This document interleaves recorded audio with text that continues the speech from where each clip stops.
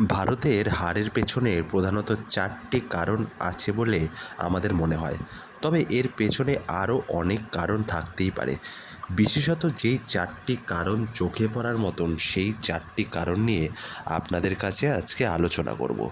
প্রথম কারণ হচ্ছে বৈভবকে না খেলানো। আমরা সকলেই জানি সারা ভারতবাসী অপেক্ষা করছিল যদি বৈভবকে খেলানো হয়। বিভিন্ন জায়গায় প্রচারও করা হয়েছে বৈভবের খেলার ফটো দিয়ে, যেখানে বোঝা যাচ্ছিল বৈভব হয়তো এই ম্যাচে খেলবে বা এই সিরিজে তাকে দেখা যাবে, কিন্তু তাকে দেখা গেল না। তার ডেবিউ দেখার জন্য অনেকেই অপেক্ষা করছিল, কিন্তু সেটা হলো না। যদি সে খেলতো তাহলে হয়তো এই ম্যাচগুলোর মধ্যে অন্তত একটা ম্যাচ জিতলেও সিরিজটা লেভেল করা যেত। তারপরে যে বিষয়টা নিয়ে কথা বলতে হবে সেটা হচ্ছে শ্রেয়াস আইয়ারের ক্যাপ্টেন্সি। তার ক্যাপ্টেন্সিও কিন্তু খুব একটা ভালো রূপে দেখা যায়নি। কোন বোলারকে কখন ব্যবহার করতে হবে, কিভাবে তাকে নিজেও ব্যাট করতে হবে, সেটাও যেন কোথাও গিয়ে তিনি গুলিয়ে ফেলেছিলেন। তার কেরিয়ারের প্রথম ম্যাচ এটা বলা যেতে পারে অ্যাজ আ ক্যাপ্টেন হিসাবে। সেই ক্ষেত্রে এই এত খারাপভাবে শুরু করবে সেটা হয়তো তিনি নিজেও ভাবতে পারেননি।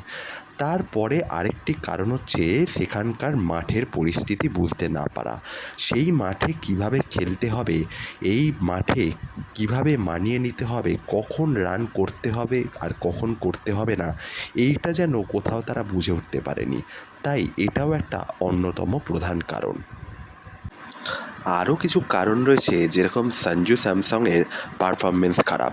পরপর দুটো ইনিংসেই এরকম খারাপ পারফরমেন্স করা। ওপেনিং জুটির ওপরেই ডিপেন্ড করে সেই দলটা কত রান করবে, অনেকটাই বোঝা যায়। কিন্তু ভারতের এই বিশ্বকাপ জয়ী ওপেনারই এখন খুব খারাপ পর্যায়ে। প্রধানত এই কারণগুলোই আমাদের মনে হয়েছে। ক্রিকেট সংক্রান্ত এরকম আপডেট পেতে গেলে আর এই ভিডিওটা যদি ভালো লাগে তাহলে চ্যানেলটাকে সাবস্ক্রাইব করতে ভুলবেন না। আপনারা যদি সাবস্ক্রাইব করে পাশে থাকেন তাহলে আমরা এই ধরনের আরও আপডেট আপনাদের কাছে পৌঁছানোর সাহস পাবো। এবং কমেন্টস করে জানাবেন আপনাদের কি মনে হয় ঠিক কী কারণে ভারত এই ম্যাচ জিততে পারল না।